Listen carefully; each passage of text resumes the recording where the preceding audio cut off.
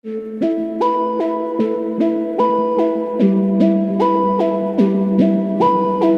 الله الرحمن الرحيم. السلام عليكم ورحمة الله تعالى وبركاته. إذا هانتين بكوسو دوادا يوتيوب channelka qodax production fadlan haddaad ka soo tahay subscribe saar like saar share gali comment mahadsanid. barnaamijkan maanta ka hadlayno waxa weeyaan ma taqaanaa waddanka la dhaho Singapore maxaad ka ogtahay xaaladihiisa khaas ahaaneed ee waddanku leeyahay kaas oo taabanaya dhinacyo fara badan sida waa xagee Singapore caasimadda Singapore magaceed lacagta laga isticmaalo magaceed dadka ku nool waa intee su'aalo noocaas oo meedhan baa isweydiinaysa balse barnaamijkan ka goobo والله كنا سولو برامج ودنك سنغافورة وودن كترسان قارة آسيا عاصمدي سالده سنغافورة سيدا تصالحها ودنك له جيبوتي عاصمدي سنو حدها جيبوتي وانا ودن لغا استعماره العقل ده سنغافورة دولارز وانا ودنك برشادة كودغاني اي لأكتا اما اي دانتان كون 567 كون 301 وانا waddanka qura ee dunida ugu yar kaasoo ay baaxadiisu dhan tahay 697 kilomitir square bal hadaba qiyaas dadka inta la eka iyo dhulka inta la eg si isugu noolaan karaan ama ay dadka soo dhami u yihiin Singapore's hadaba maxaa lagu yeeraa bal dadka u dhashay ama ka soo jeeda waddanka Singapore magac ahaan dadka reer Singapore waxa la dhahaa Singaporean oo waayo waxa jira wadamo ay isbedelaan waddanka magaciisa iyo bulshada magaceedu tusaale ahaan waddanka la dhaho Holland oo waddankii bulshada ku dhaqan ama bulshada waddankaas u dhalatayna waxa la dhahaa Dutch sida aawadeed isma waafaqayaan magaca bulshadu leedahay si guud iyo waddanka magaciisu balse waddanka la dhaho Singapore waxa iswaafaqaya magaca iyo dadka magacooda haddaba balse kale haddaan kaaga tuso imsa isleedahay baa laga hadlaa luqadood ama af waddanka la dhaho Singapore haddii aad xataa isleedahay dhowr luqadood baa laga hadlaa teebaad luqadda koobaad siin lahayd ama ugu sarreyn aqlabiyadda waddanka teebaa lagu xukumaa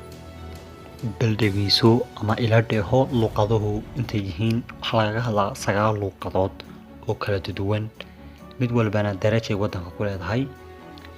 bal ila dhegeyso ilana arag luqadda saxda ah ee isku raacsan yahay ee waddanka laga hadlo waxa weeyaan Mandarin oo waddanka ka ah 35% waana luqadda koobaad ee ugu facaweyn uguna darajada sareysa waddan ahaan kaalinta labaad waxa soo galaysa afka la dhaho Ingiriiska oo ka ah 23%. kaalinta saddexaad waxa soo galaysa afka la dhaho Malay oo ah 14.1. kaalinta afraad waxa soo galaysa Hokkien oo ah 12.4%. kaalinta shanaad waxa soo galaysa Cantonese oo ah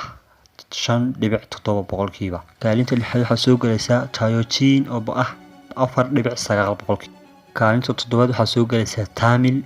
oo ah 3.2%. kaalinta sideedaad waxa soo galaysa China ama afka Chinese-ka oo ah 1.8%. kaalinta sagaalaad waxa soo galaysa luqado kale oo fara badan oo aan macnaheedu qiyaas ahaan lagu soo koobin oo ka ah 0.9%. intaasi waxa ku idil luqadihii ama afkii laga hadlayay waddanka la dhaho Singapore dadku waa kala dhaqamo kala diimo saad fahmaysid baa luqado kala duwan maadaama la leeyahay aaminsano inay kala duwan yihiin dhaqamada iyo culture-ka bini'aadamkuna majority ahaan dadka waddanka la dhaho Singapore ku nool waxay ugu badan yihiin Christian iyo Muslim waxyaalo fara badan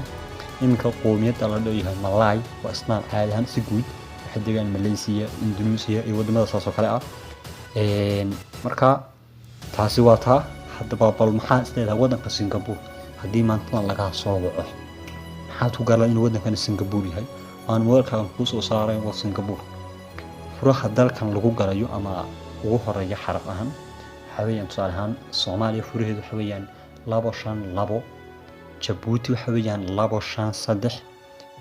Kenya waxa weeyaan 254 marka waddanka Singapore furayaasha wadamadaas Afrika ee ay waliba Soomaaliya ay kala yihiin sida Soomaaliya waa Soomaaliya Djibouti waa Soomaaliya Ethiopia qayb ah Soomaaliya Kenya qayb ah Soomaaliya muhiimadan tusaalaha u soo qaatay waxa weeyaan in Soomaaliya ku nooshay tusaale soo qaato si kale waddanka la dhaho Singapore furihiisa hadda rabtid waxa weeyaan 65 oo kaliya furihiisu weeyaan inta kale waa number caadi ah marka barnaamijka maanta inta soo jeediyay والسلام عليكم ورحمة الله تعالى وبركاته.